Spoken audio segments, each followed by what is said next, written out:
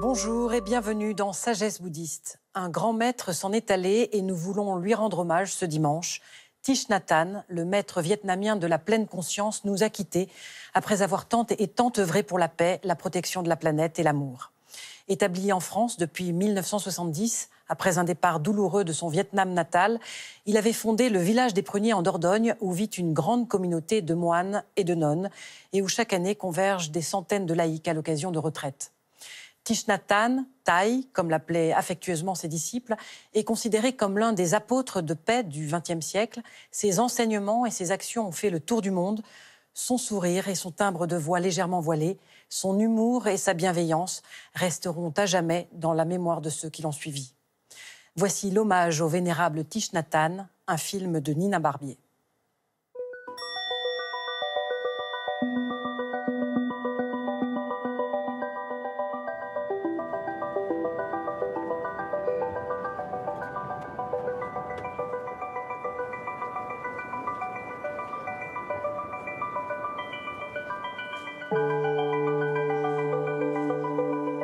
Avoir cette capacité d'écouter.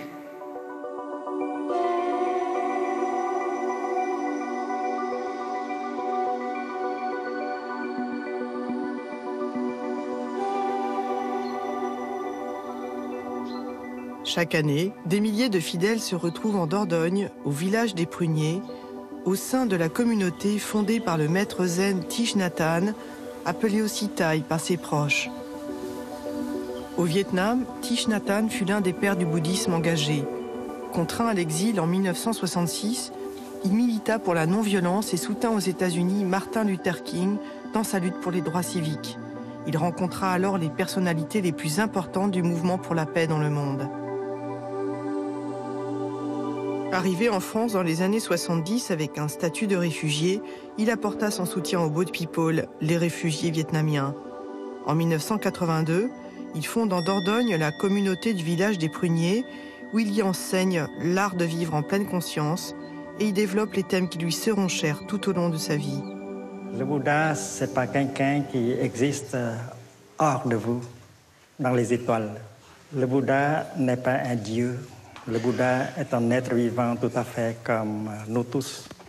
Dans le bouddhisme, on sait que vous êtes le Bouddha. Vous avez de la nature de Bouddha en vous-même.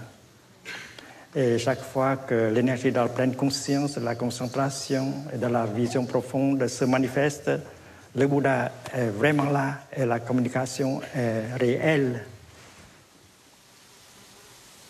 Prenant refuge dans le Bouddha, je vois clairement la voie de beauté et de lumière. Namo Buddhaya.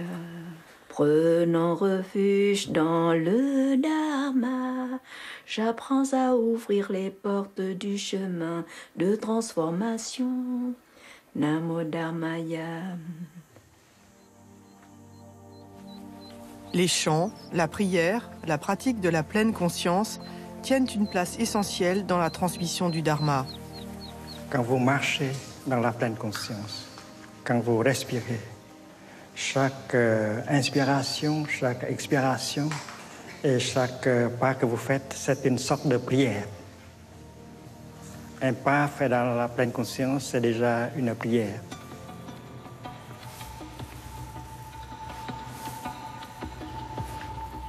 Quand vous parlez à quelqu'un avec le langage aimant, compassionné, c'est aussi une prière. Et quand vous écoutez quelqu'un avec la compassion, c'est aussi une forme de prière.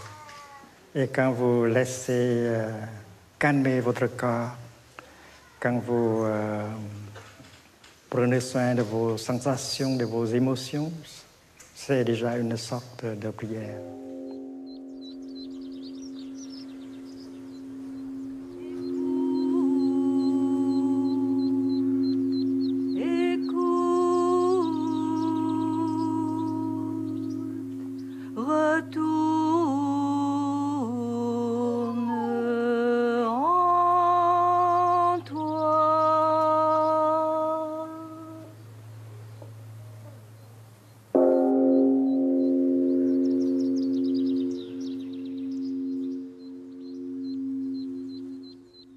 Il faut de la pleine conscience, de la présence d'esprit, de la concentration pour pouvoir vraiment être là, pour la vie, pour vous-même.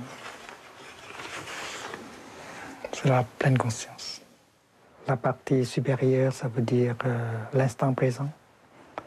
Et la partie inférieure, ça veut dire l'esprit.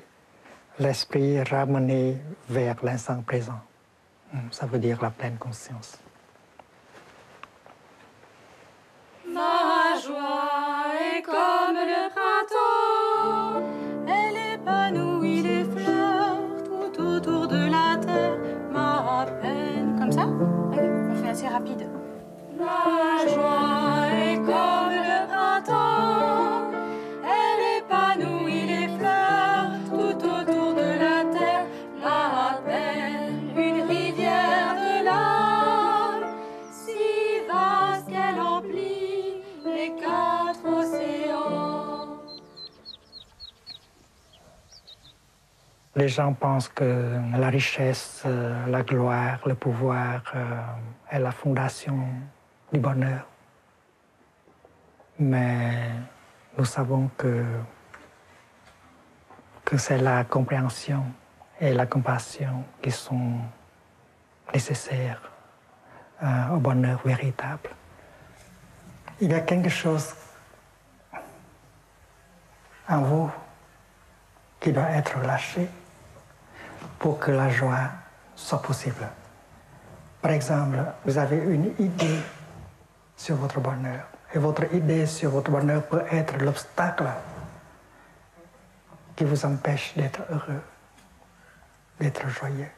Oh, appelez-moi par mes vrais noms, pour que j'entende à la fois mes rires et mes pleurs, pour que ma joie et ma peine ne fassent plus qu'une. Oh, appelez-moi par mes vrais Tai n'était pas seulement un contemplatif, c'était aussi un homme engagé dans de nombreuses causes, notamment sur la protection de la planète. de mon cœur s'ouvre enfin à jamais. Nous pouvons aussi nous adresser notre prière à la Terre-Mère. C'est parce que c'est une bodhisattva magnifique, mère de tous les Bouddhas, mère de tous les bodhisattvas. Et on peut adresser notre prière au soleil aussi, c'est parce que c'est un père à nous tous. Sans le soleil, il n'y a pas de vie sur terre. Et nous pouvons aussi adresser nos prières à une rivière, à une montagne, à une fleur. C'est parce que le Bouddha, les bodhisattvas et la terre-mère sont vraiment présentes dans toutes ces merveilles.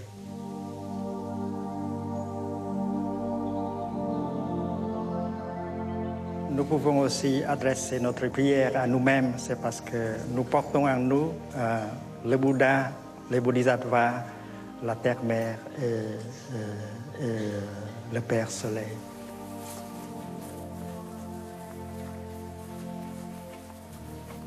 Il y a une connexion très profonde entre celui qui prie et celui à qui la prière est adressée.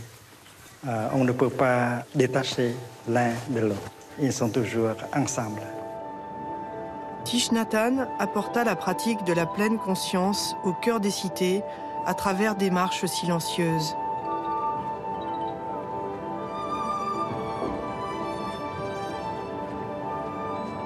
C'est une occasion pour rencontrer les Parisiens, pour pratiquer avec eux la pleine conscience qui apporte le bonheur, la joie. La liberté, c'est le fondement du bonheur véritable. Il ne s'agit pas de la liberté politique ici. La liberté vis-à-vis la colère, le désespoir, l'anxiété, la séparation, etc. Donc la pratique de la pleine conscience peut nous aider à voir en profondeur la situation afin de pouvoir nous débarrasser des éléments, des choses qui nous empêchent à nous réjouir de cette liberté.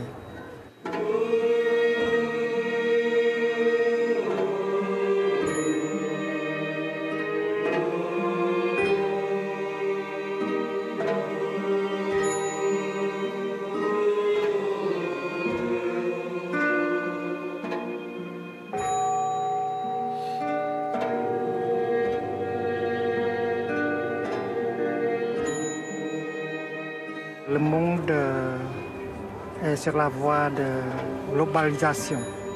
Alors il nous faut une éthique globale.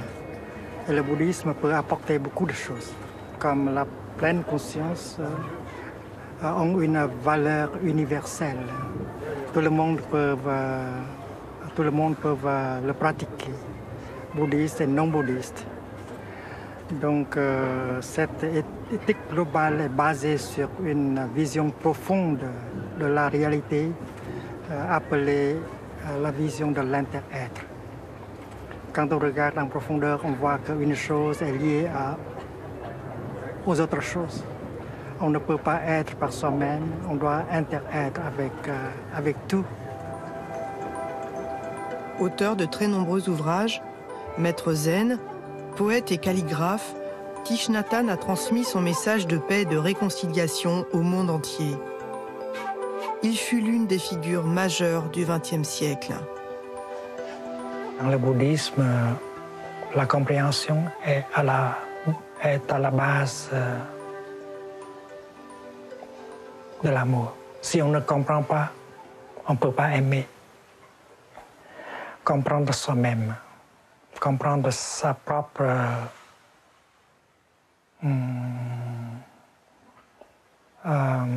souffrance et comprendre la souffrance de l'autre personne. C'est une chose très importante. Si vous ne comprenez pas votre souffrance, vous ne pouvez pas vous aimer. Si vous ne comprenez pas la souffrance de l'autre personne, vous ne pouvez pas aimer cette personne.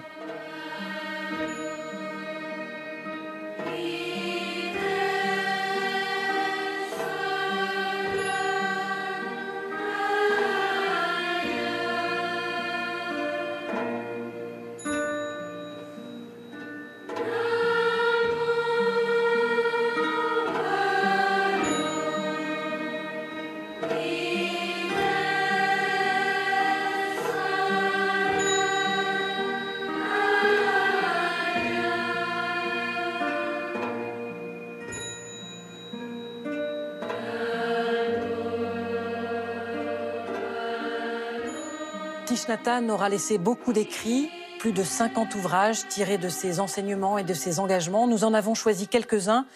Conversation intime avec le Bouddha, au courrier du livre. Il s'agit des 40 plus célèbres méditations du maître, guidées par sa propre voix que l'on peut entendre dans le CD qui l'accompagne. Un document précieux. La terre est ma demeure, chez Belfond, dans ce récit autobiographique où il est notamment question de l'exil, Thich Nhat Hanh révèle que le vrai chez-soi n'est pas forcément le pays natal, mais tout simplement l'instant présent.